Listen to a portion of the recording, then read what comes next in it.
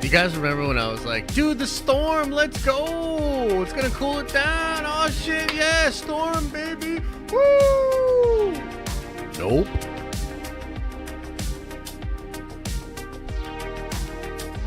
Nope. Also, I had to turn this light down a little bit. I'm hoping that helps with the heat in here. Holy shit.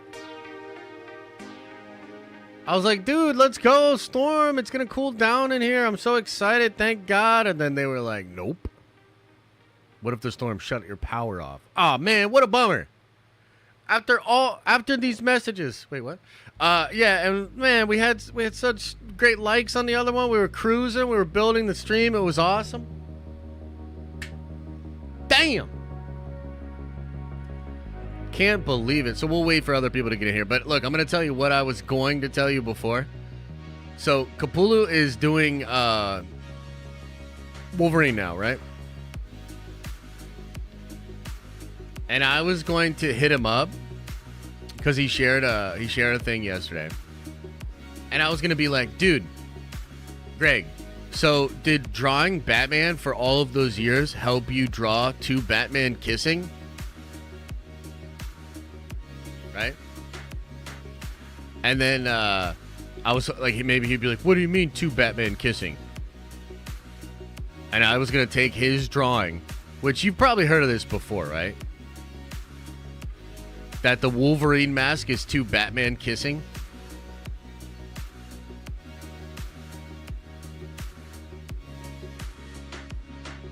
Wouldn't that have been kind of funny?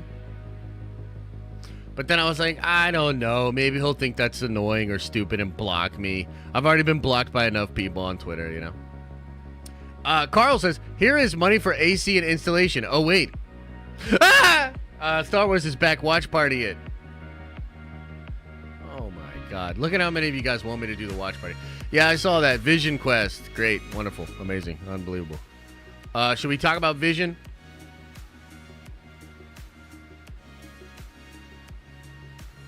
Where's this stupid Vision thing? Oh my God, here we go.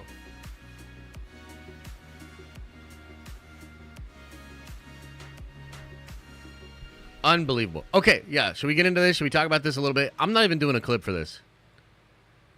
I am not even doing a clip for this. Huh? Vision is awesome. I don't get this take.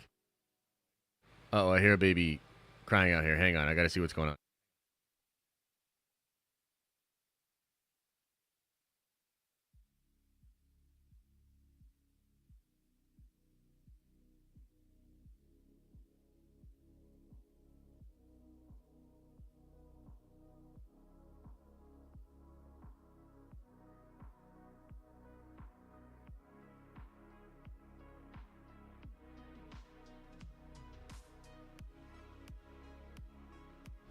So Liam found out about Vision as well. He's also having a hard time with it. You know, poor kid. Okay, let's talk about this.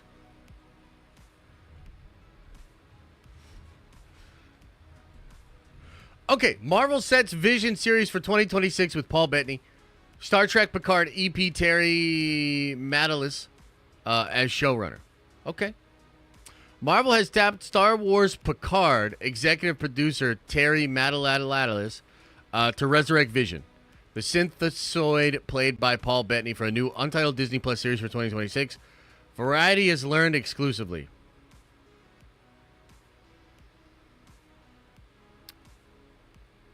So wait a minute. Hang on now. Star Wars Picard?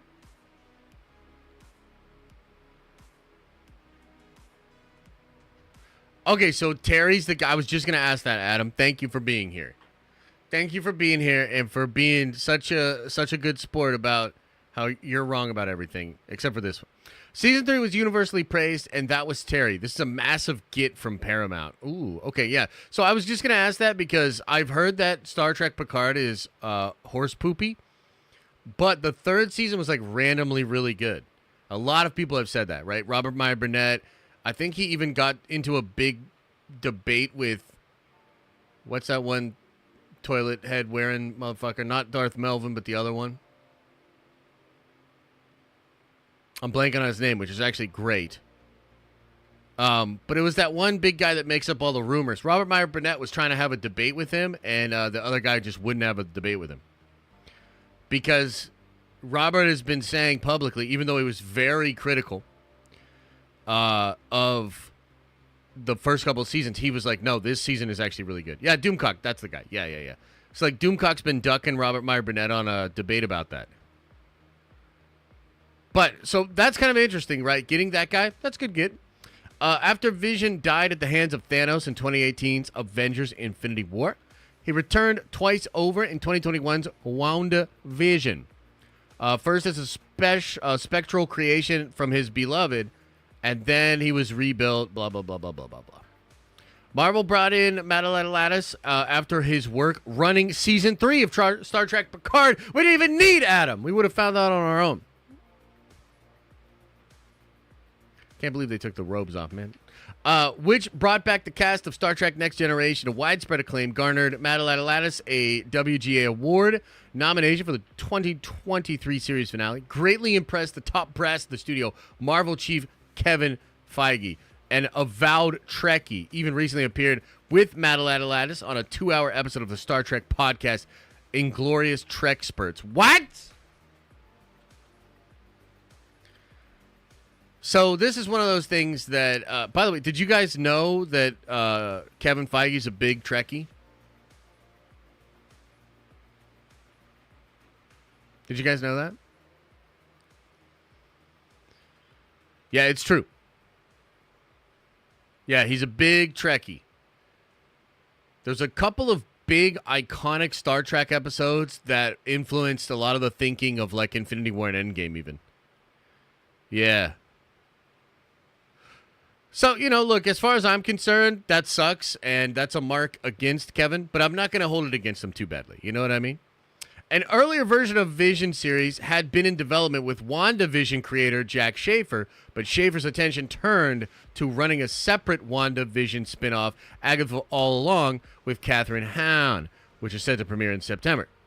With Matalas coming on board, this will be Marvel's first new live-action series, picking up in almost 2 years, representing a significant shift in how the company produces television for Disney+. That is true. Originally, Marvel adapted the features model, hiring a head writer to create predetermined and often already announced shows, but assigning most of the leadership responsibilities to executives. Marvel's head of streaming, television, and animation, Brad Winderbaum, recently told Variety that starting in 2022, the company began to shift to a more traditional approach to TV, with a lengthier development period and a return to hiring writer-producers to oversee the entire production as showrunners. That's good news.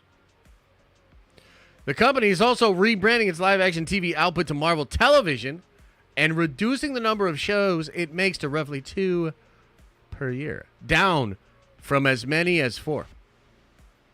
Before Picard, Matalas was the creator of the showrunner for the sci-fi series 12 Monkeys for Universal Cable Productions, which ran for 3 seasons. He also was executive producer and showrunner of season 4 of the CBS reboot of MacGyver?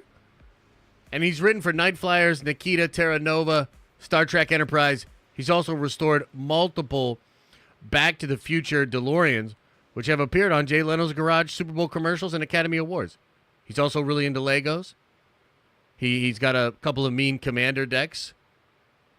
He's got a pretty high record on his main in Overwatch. I heard he likes long walks on the beach.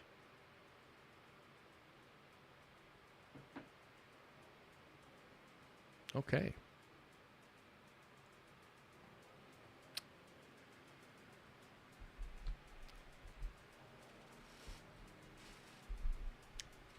Okay. Who doesn't like long walks on the beach? I'll give you one guess, but it's Anakin Skywalker. Okay.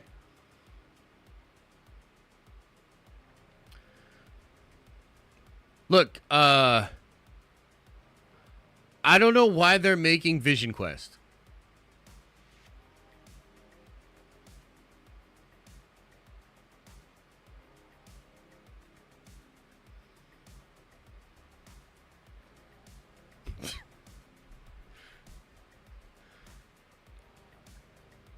It's good that they're getting this guy as a showrunner. And look, there's potential. You could do something awesome with it. You know? But, like, I can't get excited about Vision Quest. Like, I don't care. I would love to know what's going on with White Vision, and I think Vision's a really interesting character.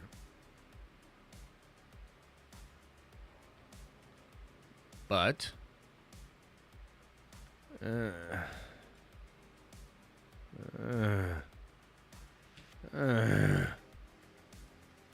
at least Vision is an Avenger. Yeah, that's true.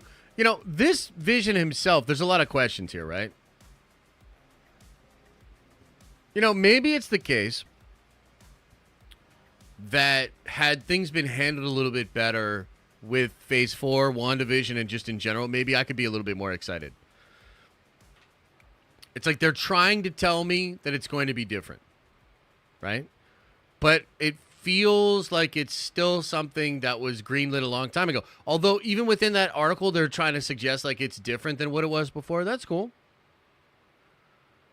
But, like,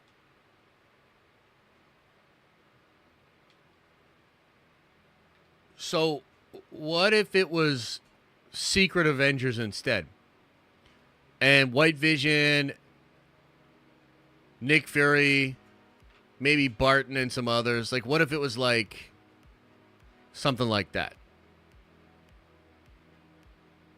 And I wonder too, there was like some rumors that we were going to get like Vision's kids, like Viv, and I don't remember was there a boy? I think there was a boy as well. Like, that's fine, man. But yeah, no, I mean, look, I'm just going to be honest. There's not a lot of excitement for me for this. Not to say that there can't be more excitement in the future.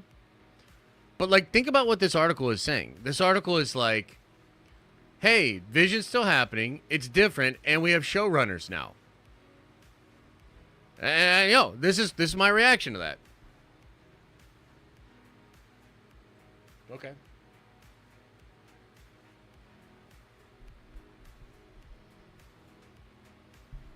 So,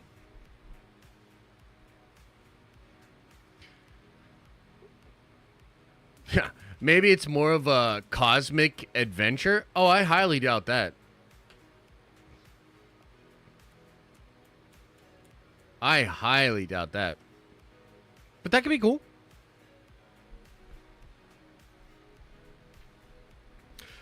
So funny you were just saying that Marvel is back, but here we are. Yeah, look, here's the thing. I think Marvel is turning it around. But I'm mostly talking about the movies when I say that. I think so let's talk about this for a little bit, because this is a good launch point to a greater conversation here, right? I want a lot of this stuff to just fall by the wayside. I want this stuff to just go away. I want to focus on the X-Men. I want to get to Secret Wars quickly, do Secret Wars, reboot MCU softly, and then focus on the X-Men. That's what I want. I don't want some of the Phase 4 mentality to still creep in. And I think one of the biggest problems Marvel has is they still have stuff that was made under that mentality. So, like, they have Ironheart, they've got Agatha, they've got Vision Quest, they've got Wonder Man,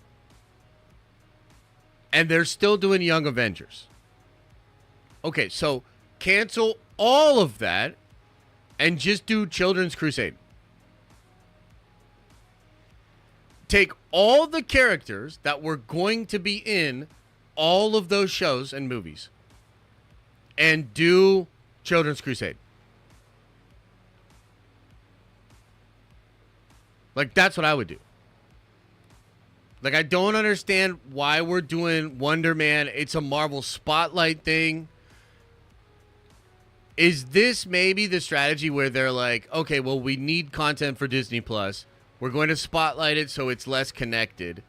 So we can still do a lot of these things that we did before, keep them less connected. Maybe they'll find an audience. I mean, like, frankly, even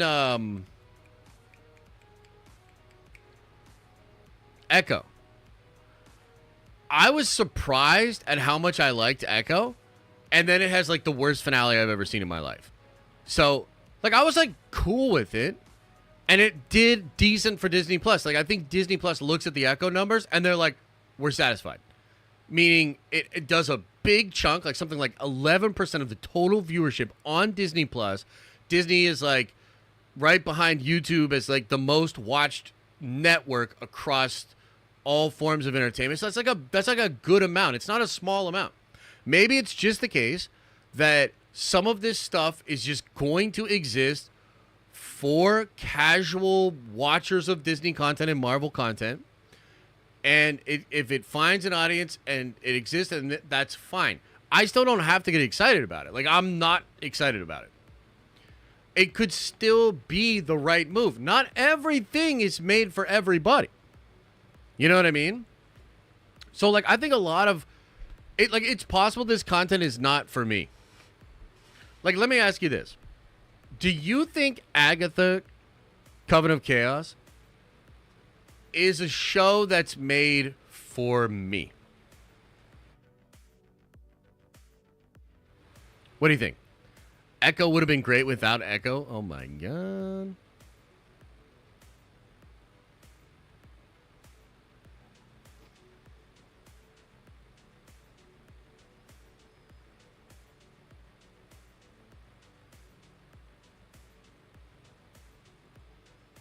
What do you think? Do you think it's made for me? Yeah, no, I just don't think so. Some people say yes, but that's got to be a troll, right? It's literally for you, but how? How is it for me? More than Echo was? How? Maybe I'm missing something. Explain it to me. I think Nerdcoin would be right for me. I'll throw some Nerdcoin your way, but I want to have this conversation. And actually, I gotta do a transfer thing here because that other thing didn't work. And then I gotta talk about comics. You went dark on YouTube? What does that mean? What does it mean? Okay, so, oh, Jesus. Okay. Videos. Videos. Okay, let's get that over there. Boom. Rossi says, if I have something unfortunate happen to an ex, stop Agatha from happening, I'll do it. Who asked for this show? Wait, oh my God, bro. If you're not interested, then don't watch it, Josh. Yeah, I think that's fine, though, right? Like, that should be fine. We won't know until we see a trailer, and more importantly, the actual show. So that's fair, because once we see a trailer, we'll know how they're marketing it. But just given what we know now, right? It's about Agatha. It's about maybe I think it's Billy, right? Billy's going to be in it. It's about witches with different colors. It's maybe a musical. Didn't the person that made the show just confirm it's a musical? Like, am I crazy, or did that just happen?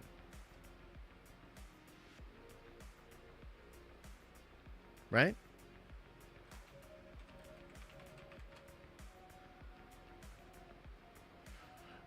Patti LuPone announces Agatha All Along is a musical, while Joe Locke and Catherine Hahn feign ignorance.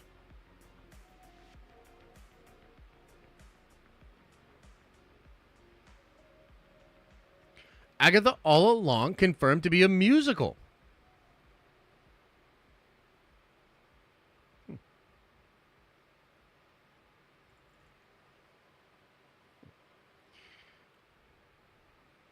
Okay. By the way, now this is actually this is crazy because this will seem super ironic.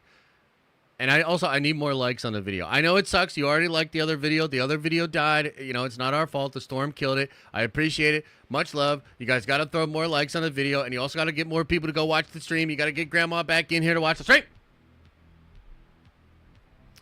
Okay. So, ironically, the show I've been gushing about for a couple of weeks, Legion, has a lot of musical numbers. Some of their psychic fights between very powerful psychic characters are actually like rap battles or musical battles back and forth. Okay? So it's not that I'm against the idea of musicals inherently. Some musicals can be cool, and some musical elements can be brought into a show that's very cool. Okay? But Legion is about Professor X's kid, who's like an Omega level mutant, fighting against the Shadow King and time travel. It is fucking dope, and all of the fights and everything that happens are so well done, and they add to the story, the atmosphere, and just it's absolutely incredible. Agatha is a show that's a spin-off of a side character from WandaVision that's coming out 4 years afterwards. And there's other stuff I know about the show I don't necessarily want to spoil, but literally everything I've heard about the show sounds whack. It sounds whack.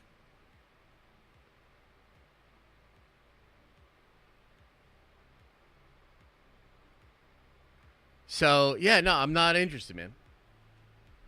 And I'm also not interested in, Vision Quest. I'm not interested in Wonder Man.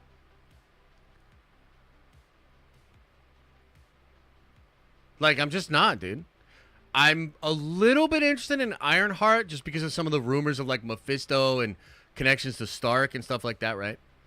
But, like, I'm not interested in any of those characters. You'd have to sell me on getting interested about those characters. Yeah. Wonder Man is a spotlight show now. Yeah. So, like, what does that mean? Like, it's just going to be... Like, what the fuck is Wonder Man, bro? Why are we making Wonder Man? And why is that dude playing a race-bent Wonder Man instead of T'Challa? It doesn't make any sense. Make it make sense. What are we doing here? Den of Mist Supers? Oh, my bad. Let me look. Carl says, here's money for AC installation. Oh, wait, Star Wars is back. Watch party it. Wait, it still has that? That's kind of interesting. Tim says, power back. That little droid did it. Sorry the stream went down. Take more money. Hey, I appreciate it, brother. Rossi says, if I had something unfortunate happen to an ex, stop Agatha from happening. Jesus Christ. Frex says, Deadpool and Wolverine seem absolutely incredible. With X-Men 97 and Deadpool 3, Marvel might seriously be back. Have you heard about the rumors of a Dark Knight 4? I have, but I haven't heard anything, like, significant about it. You know what I mean? Maybe you'll find out after they all come out. Yeah, look, and that's fair. By the way, I reserve the right to change my mind. Right? Like, I reserve the right to change my mind. And Echo, again, it went from a show where I was like, I guess I'll try it. And I thought I would just watch the Daredevil scene and turn it off. I actually really enjoyed Echo. You know? Like I did. I thought Echo was dope. Until the finale. So, I'm open to changing my mind. But it's like this, man. Like, there's Marvel stuff that I really like. I'm a big Marvel fan. I was just thinking about this morning as I was putting on my Marvel shorts and my Marvel shirt, getting ready to go into my office where I talk about Marvel essentially for a living. And I was doing notes earlier about the Marvel stories I wanted to cover. Okay? So, like, I truly live and breathe Marvel. But there's stuff within the Marvel publishing line that isn't for me. I don't care for it. There's stuff within Marvel's catalog of live action stuff that isn't for me, that I don't care for.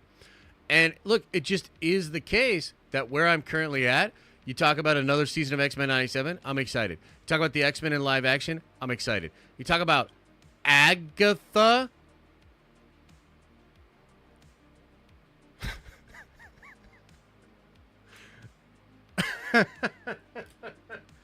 Agatha!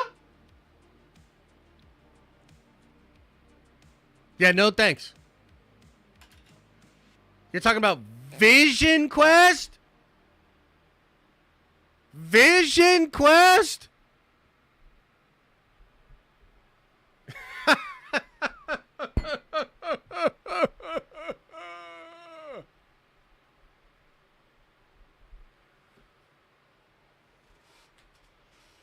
Like, that's just what it is.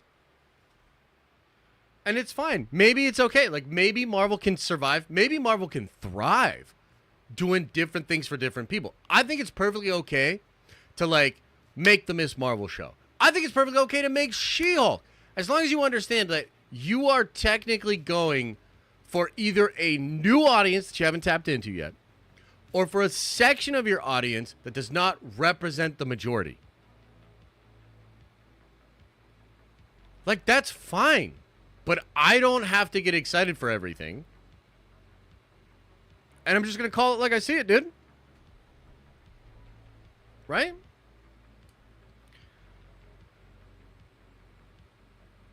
So I do think Marvel is turning it. Oh, God. I do think Marvel is turning it around.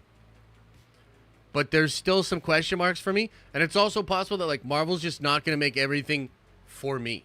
That's fine.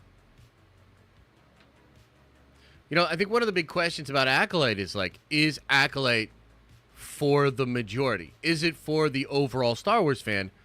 Or is it for a slice of the Star Wars fandom? You know what I'm saying? Doesn't that make sense? And I guess I would also ask, you know, just out of curiosity, too. I'm not trying to be facetious. Like, I would really like to know. If you are excited about any of these shows, like, why? Like, what's got you excited about it? Michael Real says with the 10 spot, appreciate you, brother, very generous, says, bought Deadpool and Wolverine tickets for opening night. First time I've ever got opening night tickets for a movie. Take my money. Holy shit, really? Good for you, brother. You're going to have a great experience.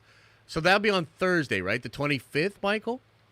Because that Friday, the morning afterwards, we're going to do a massive spoiler stream. We're going to go over all the cool stuff, gush about the movie. It'll be great. I love those streams. After a really big Marvel movie, I love the stream we do the following day. It's great. It's going to be fun.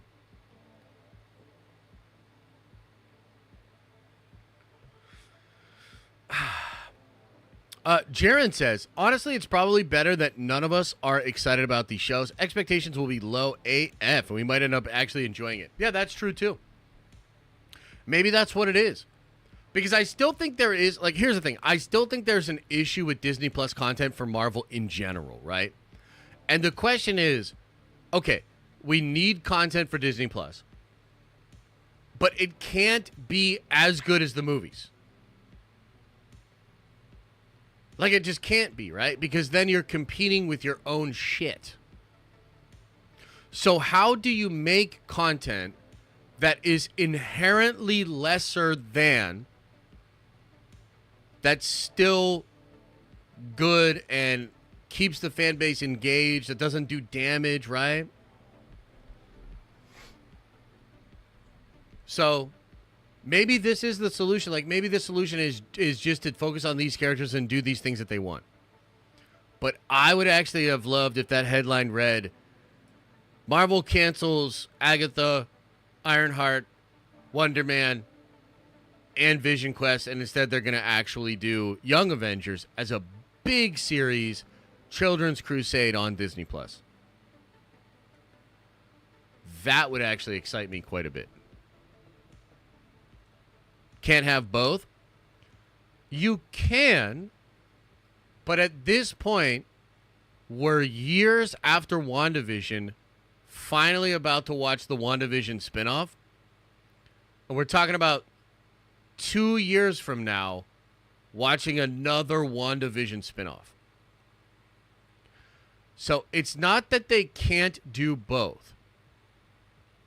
It's that I think in an attempt to try to make the back catalog still make sense moving forward,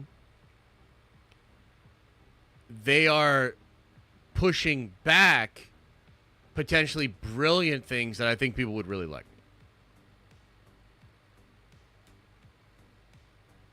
William says, wait, so what are these big Marvel updates for the X-Men? We already went over that. It's in the other stream. I also am going to have a video on it, edited up on the main channel. So, already, you're late, William. Sorry, buddy. Sorry, buddy. You're late. You're late, bro. Hey, bro, you're late, bro. Okay, let's argue about these shows for just a little bit longer, and then I want to talk about comics.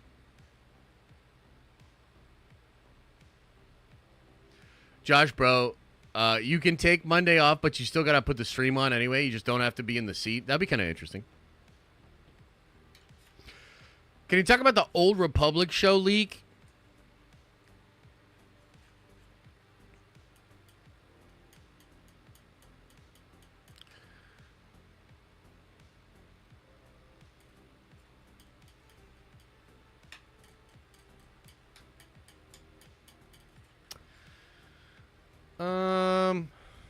Old Republic show leak.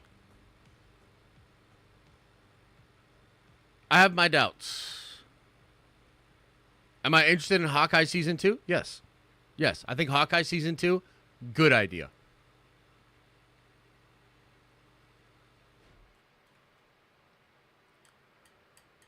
Yeah, I have my doubts about the Old Republic show. From what I understand, Shine is reporting that they've made a decision that Old Republic is going to be a show. But we are talking about a company that, like, I don't even feel good reporting on something when they fucking announce it. How much shit has Lucasfilm announced officially that went away, got canned? You better talk to Lando about it, you know?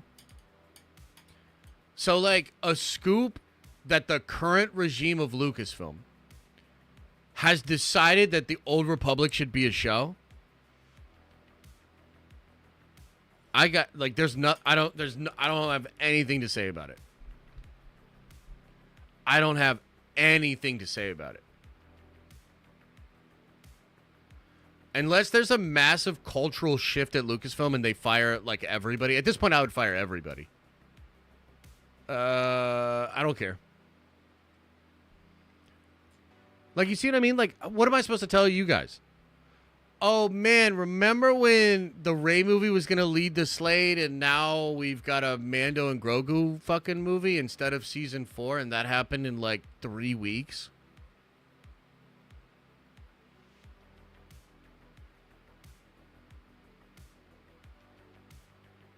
Like, how am I supposed to be excited about that? Bro, Star Wars doesn't even know what they're doing. So I can't get excited about an Old Republic leak from a studio that has years of backlog. They have 3 movies announced that all got pushed, and now there's a new movie.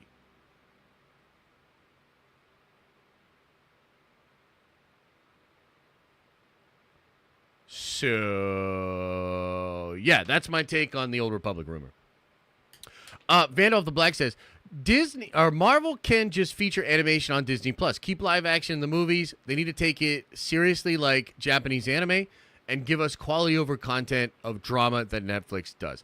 Yeah, I would prefer that. I'd prefer that to what we're getting. But then again, like, you got to ask yourself, like, here's the question, right? Because, like, I have my feelings on it. I have my sensibilities. But then there's just, like, facts and, like, how the audience responds. So I'm a guy that liked Echo but thought the finale was, like, the worst thing ever. And Echo is not going to move the needle for me one way or the other when it comes to, like, the Daredevil show, right? So I guess, like, what I'm kind of saying is maybe they can do this stuff and it's just fine And it doesn't really move the needle one way or the other, because I think, frankly, the Disney Plus shows before moved the needle in a negative direction. Like, I would tell you, I think the disappointment of fans from Disney Plus had just as much of an impact on things like Quantumania collapsing. Remember that even Guardians 3 opened under expectations. It had strong word of mouth, so it like overcame it. But what you saw in the data for that first week was like, bro, fans are kind of burnt. They weren't sure. And then the Marvels, the biggest bomb in the history of Hollywood. I think Disney Plus had a huge role in that. Disney Plus hurt the brand. So I suppose it's a W if we get to the point where the Disney Plus Marvel shows don't move the needle at all. And perhaps by bringing in this super talented guy and having a showrunner, maybe that's the way they can do it. Like, maybe that's the way they could do it. And I'm all for that. That's fine. That just means some of it's skippable for me. Some of it I would, kind of fuck with and watch. And a lot of it's just fine. Like that, maybe that's the direction. That could be chill. RG 2088 says, I'm excited for the Acolyte. I love the High Republic books, though they took time to grow on me. These MCU shows, I believe, need to connect better with the movies to enhance the overall universe. Yeah. I'm sure it's really tough to figure out connection to the movies. They've tried that and pretty much failed across the board. Like, there was a time when Secret Invasion was going to directly set up the Marvels. And now it feels like they are completely different versions of Nick Fury. Like, Nick Fury fucks over the world, makes out with a lizard, and then goes back in the ship to just have a bunch of jokes and come back to Earth immediately to see Kamala's family. Like, it doesn't make any fucking sense. Right? So the connection has actually happened like the opposite way. But I'm sure that's also difficult, just given the way they juggle all this sort of stuff. I think their solution to that is the spotlight. I think they're actually going to go away from connections to the movies and focus on like the spotlight stuff. So that's what I think. How about they greenlight Doctor Strange 3 and get that out in 2026 instead of these shows? Yeah, I agree. Is Armor Wars still happening? They went from a series to a movie and then no updates about it at all. Yeah, I think it's still a movie, and I think it's supposed to shoot sometime next year, actually. CL Mooney says, Marvel vs. Star Wars. Feige likes Marvel fans and wants to correct course. KK does not like Star Wars fans. Is that clear to everyone else or just me? I totally agree with you. Like, one of the points I've brought up before with this whole KK Kevin Feige thing, because there's some people, grifters and the people that farm. I should say it that way, because it's a little less mean. But there's a lot of channels that, like, farm anti-Disney content, and they'd love to make Kevin look like Kathleen Kennedy. And for some people, it works. Like, some people actually believe that. And it's like, I don't know. If you're really paying attention, that's the stupidest fucking thing I've ever heard. I've never heard Kevin, or even anybody close to Kevin, ever insinuate him saying anything negative about the fans. Ever. Ever, ever. Ever. You know what I mean? Like, it's just such a difference. It's so fucking wild to me, dude. It's so fucking wild to me because part of the problem with that, with some of this grifting and some of this like culture war content is that like we lose reality. I think people are starting to wake up to it a little bit though, because there's like different moments where you watch like a side of the culture war grift try to like make sense of how they're going to angle this thing and like disagreements amongst them. So I think partially this stuff is kind of going away, and you continue to see this, right? The hypocrisy comes full circle. But it's just weird how much of it like affects just the common conversations that go online. Like, frankly, if you think Kevin Feige is anything like Kathleen Kennedy, you're just not paying attention or you've been misinformed. And I'm not saying he's perfect. I mean, dude, I think there's probably some flaws there for sure. There's hubris, there's ego. But one of these people comes out and says, I feel better about being the underdog. Now we get a chance to surprise people again. And the other person, I mean, is Kathy. You know what I mean? So it's crazy to me that comparison is there at all. They're very different. They're very different people. Rossi says, who cares about Agatha? I didn't really like the character in Wanda. Will Marvel even continue to use her character? And is she important for the future projects? How was it greenlit? It legit makes me angry. So I think it was greenlit at a time when like WandaVision was like an Emmy-nominated show that was a big hit. You know? So I think like coming out of that, they were like, oh shit, like, dude, people really like Catherine Hahn in that show, which is true. She was great in WandaVision. You know what I mean? And I think the green light happens because the studio's like, positive vibes. People love this show. It's Emmy nominated. Let's ride the momentum. And then their version of momentum is like 4 years later after completely reworking the show and turning it into something completely different. They'll release it as a musical.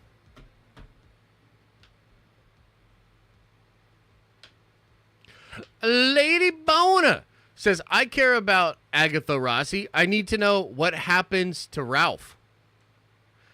So maybe there are some people that care. Maybe it's for those people. And like my thing is like, that's fine. Like, dude, if there's like a slice of the fandom, like real talk. If there's a slice of the fandom that's like Lady Boner, that like really likes that shit, maybe love that character, maybe loves the idea of like witches doing crazy witchy things and the potential of Wanda's kid, and maybe they love Billy, and I think Billy is sort of like an LGBT icon, right? Like, Billy is an iconic gay character from Marvel Comics. And if you're gay or you're LGBT, you know, maybe that's like a super big deal to you. And God bless you. You know what I mean? That's awesome. If it exists for a slice of the fandom, that's totally fine. But isn't it also totally fine that, like, the straight white dude that's almost 40 doesn't think that shit's for him? Like, isn't that fine? Shouldn't both things be fine? And then if that almost 40-year-old white guy just happens to think that the show's not for him, isn't it okay that in his content he says he doesn't think it's for him?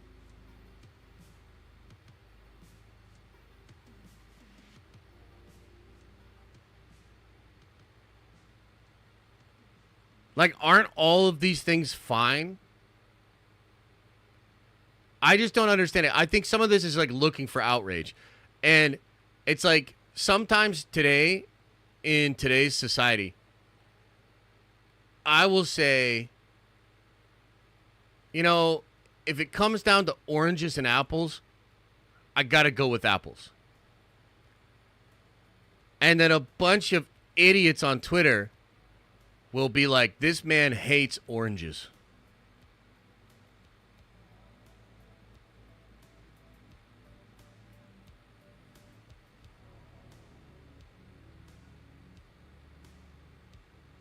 You know what I mean? Like, that's real talk. Like, I feel like it's absolutely fine if that's your shit, you're into it, it does something for you. I honestly feel happy for you. God bless you.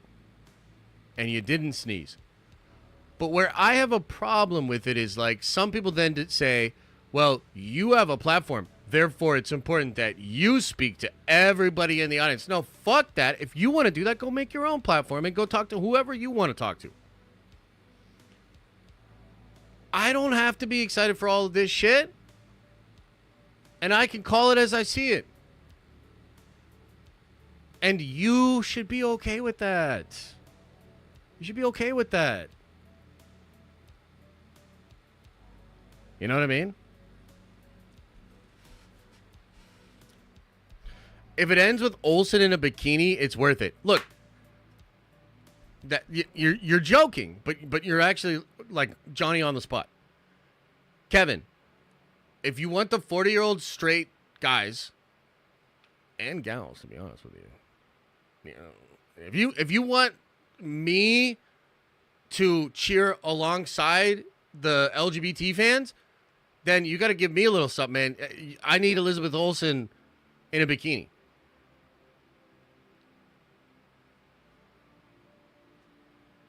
You know, we used to say Kevin gives all the toys to all the fans.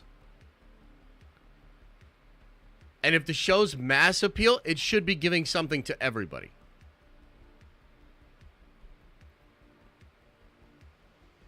You know what I mean? So where's my fan service?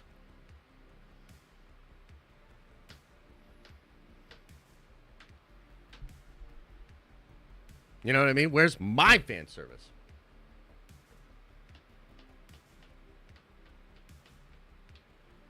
Yeah. I just think a little bit more love and understanding, you know? What's wrong with a little love and understanding? Josh doesn't look that old. Thank you. Yeah. Agatha could bring some dope wizardry action. It absolutely could. Yeah.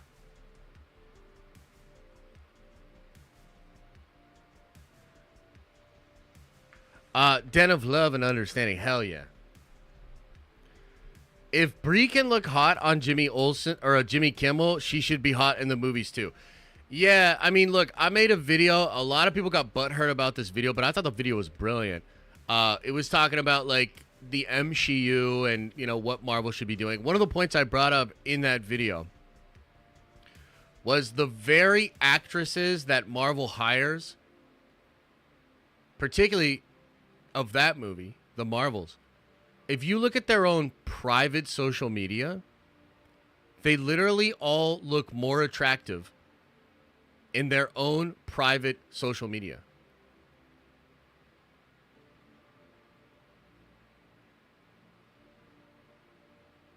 Like, what is happening here? Because it's not their choice. Like, it can't be their choice because they dress sexy and try to be good looking and try to accentuate their best features. They try to look hot in their own personal life. So why are you putting them in trash bags and weird ass costumes and shit like that? I just don't understand it. Like, literally, X-Men 97 has more sex appeal than the Marvels.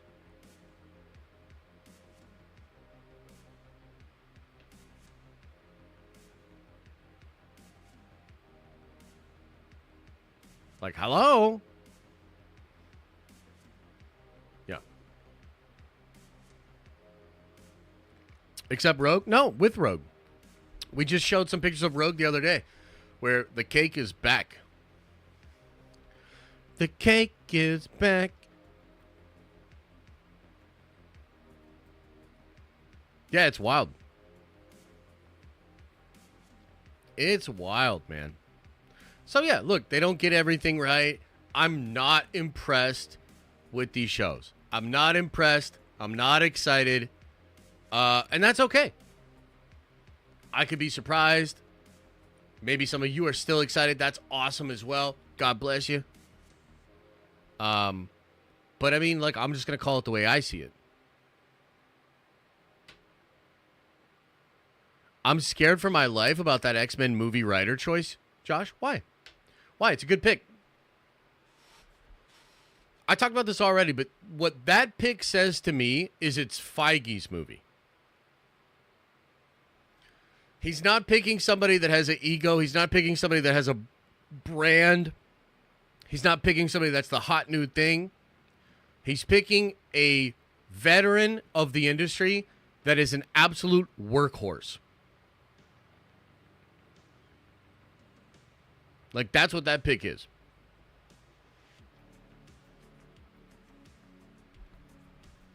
In my opinion. Okay, one last story, and then we got to get out of here because I'm burning up, baby. I'm burning up, baby. I'm burning up, baby. See, we could do a musical version of this show. Would you guys like a musical version of this show?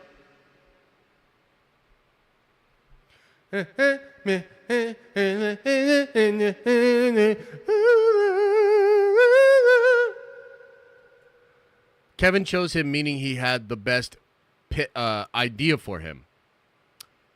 They were accepting pitches, but if you think Feige didn't already know what he wants the movie to be while accepting pitches, you're crazy.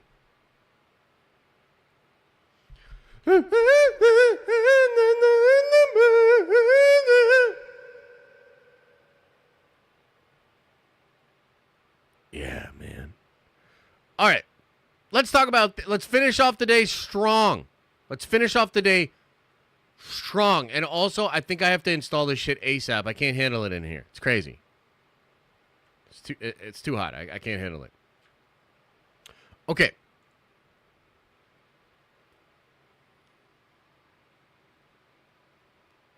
Are you ready? Are you ready? Let's talk about Marvel Comics. Marvel Comics recently actually been killing it. A lot of stuff I'm really excited about. There have been some great successes for Marvel Comics this year in 2024. I follow the secondary market. There have been some books that have captivated collectors. There's a lot of readers getting in on books. Like, something I always bring up is, I think it was Spider-Man #2, Ultimate Spider-Man #2, outsold the new Thundercat comic, and the Thundercat comic broke records for something like over 160,000 pre-orders, and #2 of Ultimate Spider-Man sold more. So we're talking about huge fucking books, bigger sales numbers than you've seen at Marvel for a long time, and a lot of stuff happening that's really cool. One thing that happened, it was just announced yesterday, I think it's fucking awesome. Greg Capullo coming back to Marvel Comics, and he's doing a 5-issue Wolverine book with Jonathan Hickman. Jonathan Hickman seems to be a workhorse over there, revitalizing characters, bringing back fans, and so things are starting to pop off for Marvel in the year of 2024 when it comes to comics, okay? And I think, ladies and gentlemen, that this is actually because of Kevin Feige. Now, not everything is working over there, but there have definitely been some changes. And we've been getting little tidbits here and there about how this is very likely coming from Kevin Feige. And I just realized, because the stream died before, I don't have the article that I had pulled up anymore. And what the fuck? I'm super pissed about it. Hang on one second. Let me get this shit pulled up. Hang on one second. Everybody relax.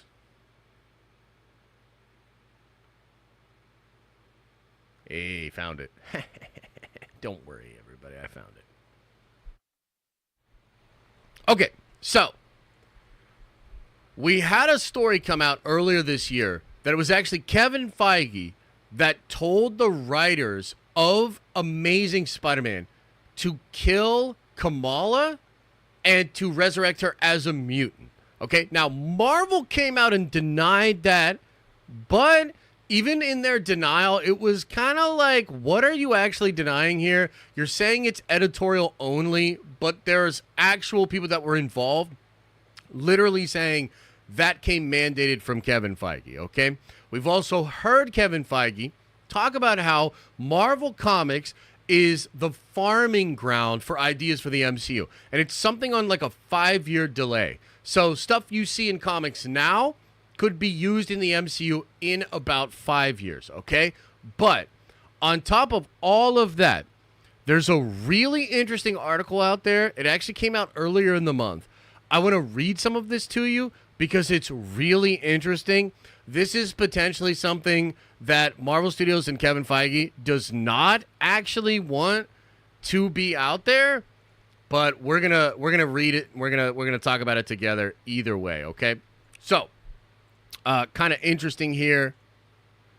2024 is the year Marvel Studios and Marvel Comics rebuilds and is reborn, with Kevin Feige fully in charge for the first time. Okay, now, they talk about how he was brought in 2019 and given the actual title of CCO, okay? However, they go on to discuss the exact details of him coming in 2023, and I find this bit to be really interesting, okay? So I'm going to kind of skip down here. It says here, although Marvel Studios chief Kevin Feige has been known as the big boss of the Marvel brand for going on 2 decades now, he didn't actually become the real boss until March 2023, when the Walt Disney Company laid off longtime Marvel chairman Isaac Ike Perlmutter, a figure Feige had numerous run-ins with over the past 20 years. Now, we've talked about that before. A lot of beef with Perlmutter and Marvel. This is a deep-seated thing. There was a thing where Kevin almost left, and he was actually going to go run DC because Ike was in charge of Marvel Comics. Ike, kind of a curmudgeon, really wants to sell toys, and he was constantly fighting with Kevin Feige, and a lot of that fighting actually came through the comics advisory board. There was a board set up from Marvel Entertainment, which had a bunch of comic writers that would have some say in what was happening to Marvel movies. Do you guys remember we watched a couple of those videos where they were breaking down the shit show of Phase 2, some of the James Gunn stuff, and just talking about how that comics division was used as a weapon against Kevin Feige? It ends up being resolved when they restructure so that Kevin didn't have to report to Ike at all. He reported directly to Alan Horn at the time. So that's kind of how they fixed that, okay? So check this out. Here now in April 2024, Feige can only be just now getting his grip on the larger Marvel brand, encompassing Marvel Studios, the core Marvel comic book business, and everything surrounding it. With the pandemic past, Perlmutter ousted, and the writers and actors strikes resolved, and Marvel Studios finally beginning to play with the X-Men and the Fantastic Four in ways they never could before. 2024 is primed to be the year it all changes, potentially. This part's kind of juicy. According to our sources within Marvel, the company's comic book business has come under significant increased attention from Kevin Feige's office since he became the big boss in early 2023. That combined with increased collaboration and cohabitation between the Marvel Studios offices in California and Marvel Comics offices in New York City, including a stealthily move of Marvel Comics longtime development director Sana Amanat over to work for Marvel Studios while keeping her desk at Marvel Comics New York City offices, means that the Marvel publishing of 2024 isn't the Marvel publishing of even a year before, let alone 5, 10, or 20 years. One of the biggest internal decisions made within Marvel Publishing since Feige became its direct boss came back in August of 2023, when longtime executive editor Tom Brevoort was asked to lead a line-wide relaunch of the X-Men. Now pay attention to this part. What is curious about that move was that it wasn't Marvel's editor-in-chief C.B. Cebulski who approached Brevoort, but publisher Dan Buckley, who is Feige's direct report into all that's going on inside publishing. This raises the obvious question of just what Cebulski's place in all of these changes. Cebulski came into the editor-in-chief position in late 2017 as a part of a shakeup within the company led by then chairman Ike Perlmutter and then publisher Joe Quesada. Here in 2024, post-Perlmutter, post-Quesada, and post the still stinging cultural appropriation scandal where basically like he was making manga pretending to be Japanese, one has to wonder what role Cebulski will have once Feige's intentions for the Marvel publishing arm begin more concretely materialize. Okay, so let me stop for a second there and explain that. After Perlmutter was fired officially or removed completely from Disney, Kevin not only had the CCO position, but he had everything out of his way. He quietly moves longtime developmental director of Marvel Comics over to Marvel Studios. She still has her desk in New York City, but now she works in LA alongside Kevin Feige.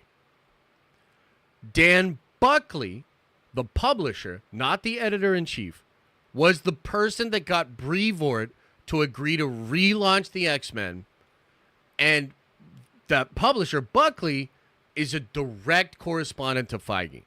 So, you know, we like to joke and we talk about Kevin Feige as White Suge Knight, but he really is that guy. Behind the scenes, he's actually kind of ruthless. He's like very front-facing, pleasant, a good guy. You know, I assume he's a man of character. I've heard he's very forward and honest in conversations, but he also moves like a ninja, dude, behind the scenes. So he's kind of quietly establishing lieutenants and taking control from people that don't have a direct relationship with him. It's very interesting. Okay, so let's keep going here. Hasn't Marvel Studios always been connected to Marvel Comics? While they share a name, for a long time, Marvel, the comic book publisher, and Marvel Studios acted as distant relatives. Marvel Studios started life as part of Marvel Entertainment, the same company that was responsible for creating and publishing comic books each and every week. For a long time, both were under the control of Ike Perlmutter, who had been vice chairman of Marvel since 2001 after helping bring the company out of bankruptcy 3 years prior. However, as Marvel Studios' success grew and Feige became more known for his contributions to the studio, he and Perlmutter started to clash on increasingly regular basis. Amongst those differences between the two were Feige dissolving Perlmutter's Marvel Creative Committee. That's what I was talking about earlier. It's a group of publishing editors and a brain trust that would kind of look at stuff from the MCU. They really hurt Thor: The Dark World. Huge debates and stuff going on there. The conflict between the two culminated in 2015 when Perlmutter intended to fire Feige, as revealed by Disney CEO Bob Iger, a decision that backfired in a big way when Perlmutter's Disney bosses moved Feige and all of Marvel Studios from Marvel Entertainment entirely, instead placing it under the Walt Disney Studio brand in the Disney's corporate structure. Interestingly, that would go on to become exactly what DC is currently doing with James Gunn, removing it from comics, removing it from all these other entities. It is its own studio under Warner Brothers now, right? In 2019, Feige gained more power as Marvel Entertainment's chief creative officer, a title previously held by Perlmutter's longtime lieutenant and former Marvel editor-in-chief Joe Quesada. Now, this is kind of interesting because the CCO is a very important title. This is the same thing that happened to Dave Filoni around the same time over at Disney.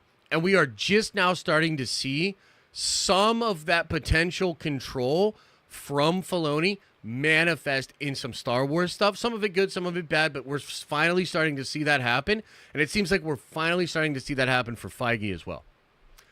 Perlmutter still maintained control over the studio-less Marvel Entertainment until March 2023 when he was part of Disney's massive layoffs. It was then that Disney reportedly considered Marvel Entertainment redundant as its own siloed business unit, which led to it being consolidated with Marvel Studios, which is led by Feige. So if you're following along, 2019, he gets CCO of Marvel Entertainment, but you still have President, Chairman Ike Perlmutter that has major sway So after 2023, when they get rid of Perlmutter, they considered Marvel Entertainment kind of redundant, consolidated it with Marvel Studios. So now it's under him as president of the studio and as CCO of all of Marvel Entertainment. So like it's like a sort of slow movement of him basically Game of Thronesing everybody, and he sits on the Iron Throne now, okay?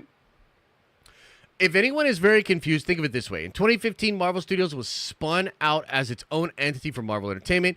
8 years later, Marvel Entertainment was then effectively merged back into Marvel Studios, this time as the smaller entity. Interesting. Since then, Marvel Comics publisher Dan Buckley has reported directly to Feige.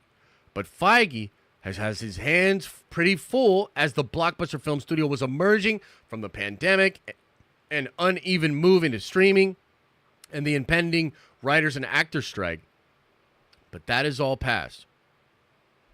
And the future is wide open. Okay, last part here. How Disney sees Marvel in 2024 and beyond.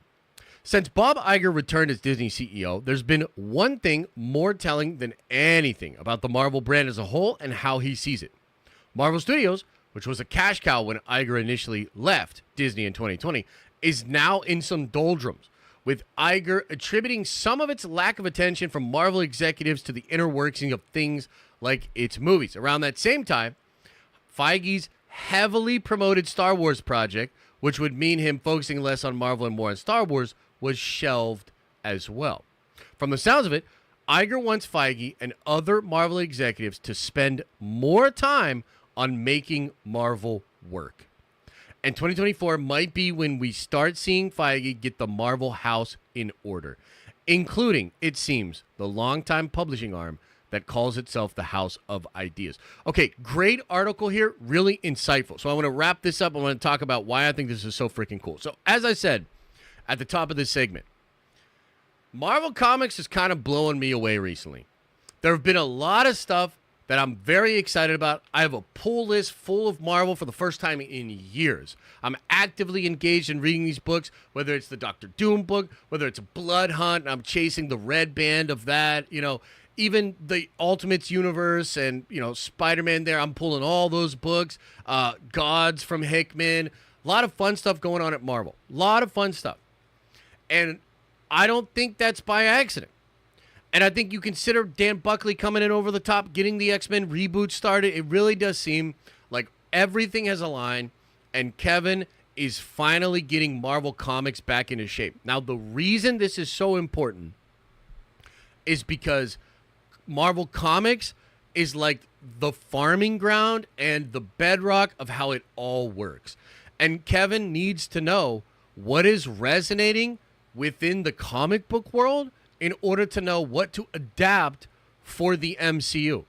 If Marvel Comics becomes stale and shitty for 20 years, inevitably so will the MCU.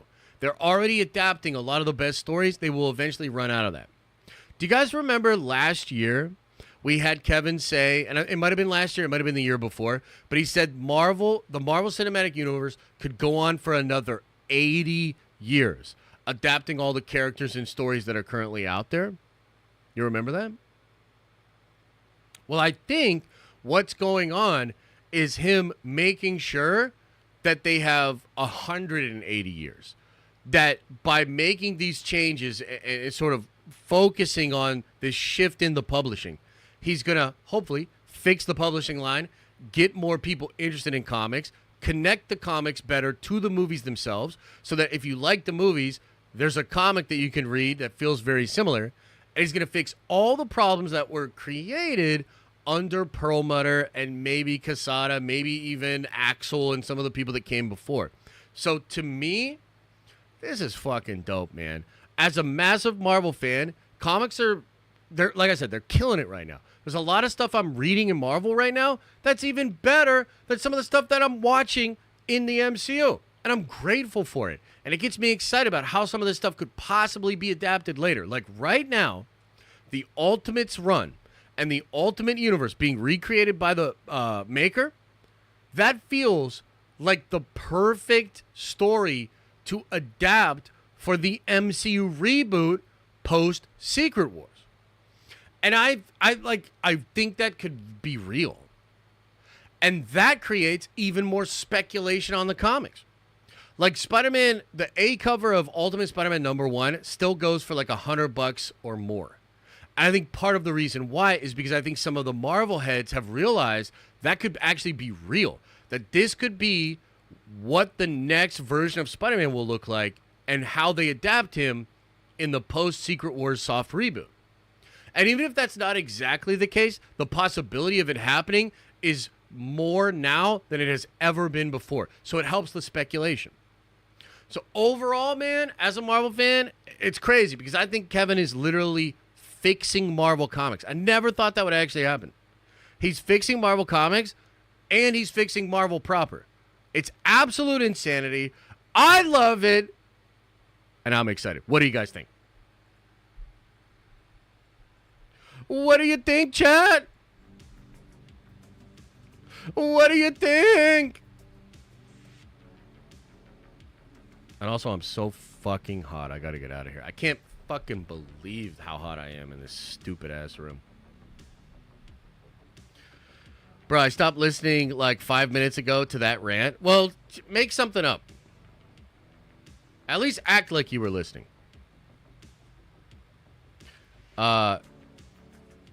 Josh, you are actually 100% spot on with that take. Kat, thank you, man. More takes like that. More comments like that. Yeah. Hell yeah. And you're Polish? My man. Woo! Hell yeah.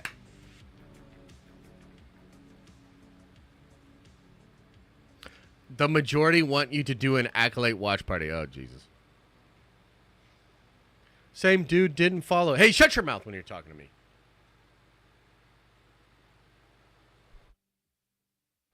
Did you drink all that Coke yet? Den of diabetes. No.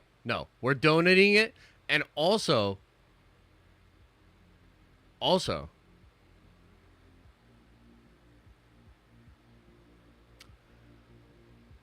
I actually use some of the Coke as a cleaning product. I'm not even kidding. I used some Coke to clean some of our toilets and to clean some of the bathroom and kitchen.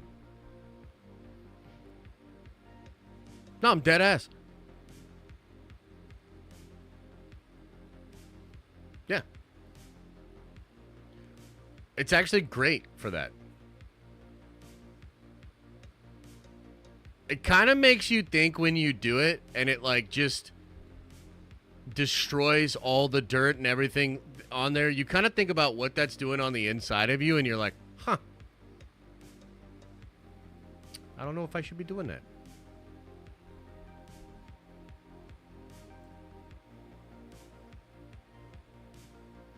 Also, why are you donating cans of diabetes? Because people will like it.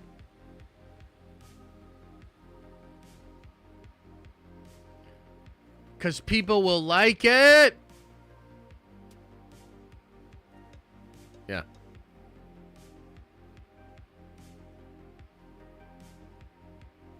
Your stomach acid is more acidic than the Coke? That's probably true. But what about everything before the stomach?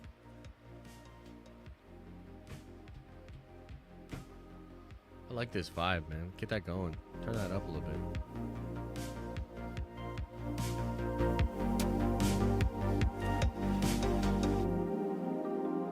That's nice. Oh, hell yeah. That's real nice. Josh wants to kill the children? No. I'm drinking a Coke right now, cleaning my inside toilet. It's a good way to think of it. I like that. Kind of want your take on it. Wait, what? Are we still watching that trailer? Yeah, we can throw it on. Let me. Can you send it to again in chat, bro? Because all my shit got fucked up. It's just so, dude, guys. Like, I wish I had like a thermometer in here, because I'm telling you, it's like 90 plus degrees in here. Like, this ain't no way to work, man. I can't fucking do this shit. Like, this is fucking crazy.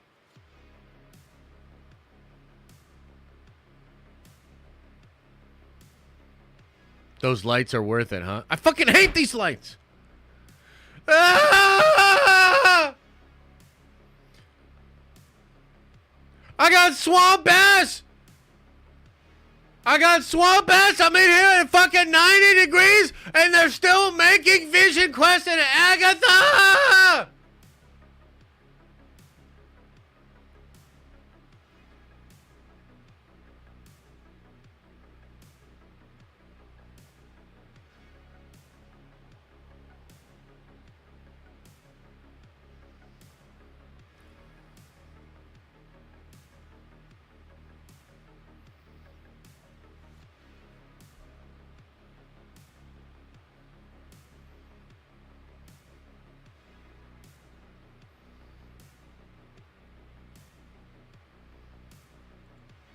Thanks for the link, Kendall. Let's watch this.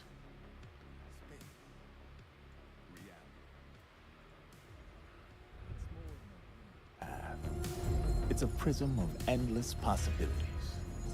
I am the Watcher.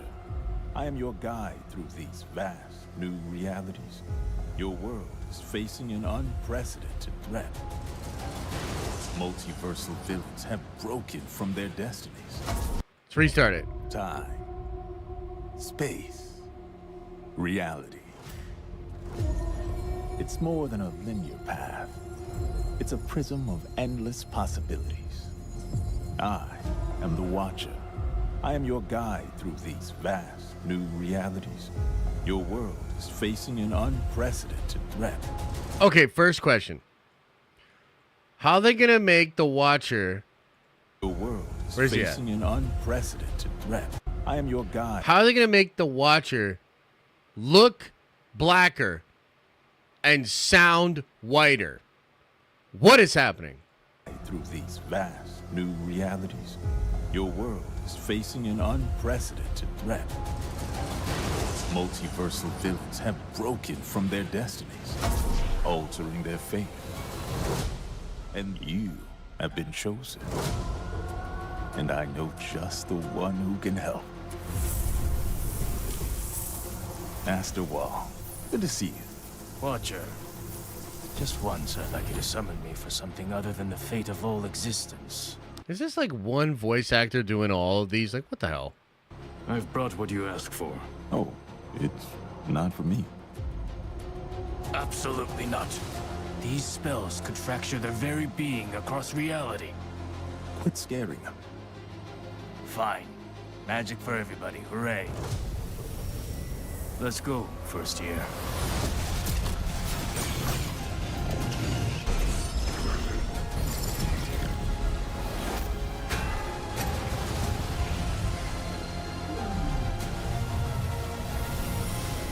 You're going to be faced with a choice. All who use the Infinity Stones are.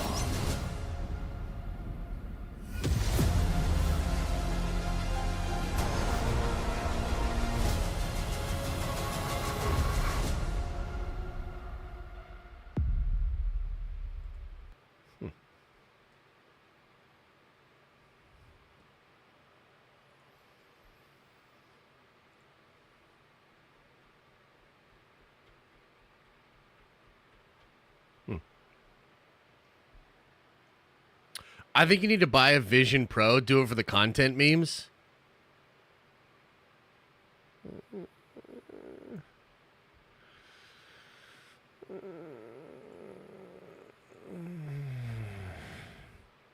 Dude wipes for your Grundle, you're not a sponsor? What the fuck? Rossi says, I was riding so high on Feige today, and then he had to bring up the Marvel Disney Plus shows. I'm so triggered and raging. Yeah, sorry about that. Yeah, sorry about that. Game of the year. Yeah. If we went back to like the 1920s. Game of the year for sure. I know. That's basically a short version of what you're going to get on the Acolyte watch party. So it looks like we're doing a Acolyte watch party. Woo! All right, guys. I got to get out of here. Like, this space. I need to fucking run out of here. This is crazy. I might have to push some shit. Probably no stream tomorrow because I have to figure out this air conditioner. This is fucking crazy. Like, my brain feels like I'm in a microwave, dude. This shit is crazy. So, I appreciate all the love. I appreciate the support. Thank you guys for being here. I got to get on out of here. I got to figure this out. This is fucking nuts. All right. Much love. Much love. Appreciate you guys. As I always say, I hope you are having an awesome and a nerdy day. And I'll see you in the next video.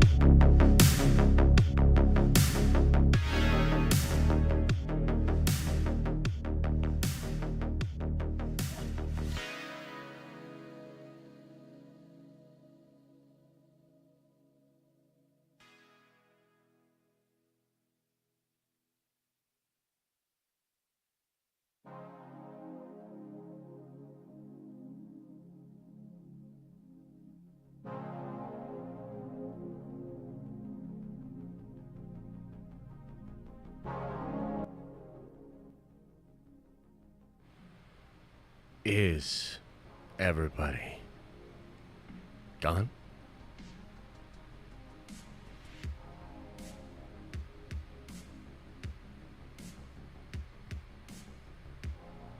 Did everybody leave? Leave.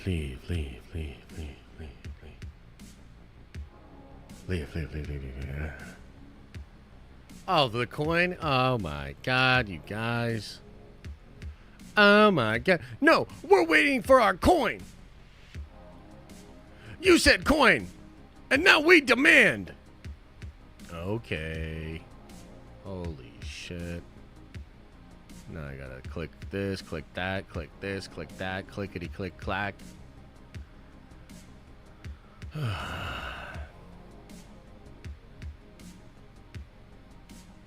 Okay. Add points to all viewers.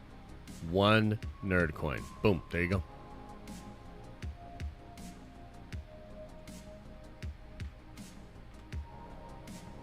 Oh, what? That's not enough? Alright, there's 10K.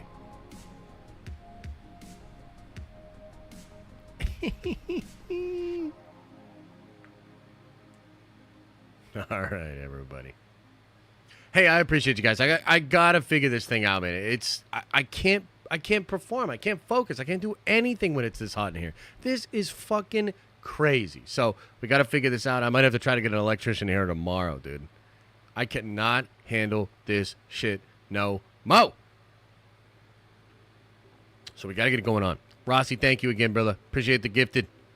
You guys are awesome. Much love.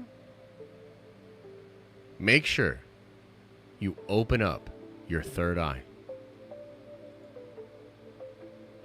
and wash out your stinky butt.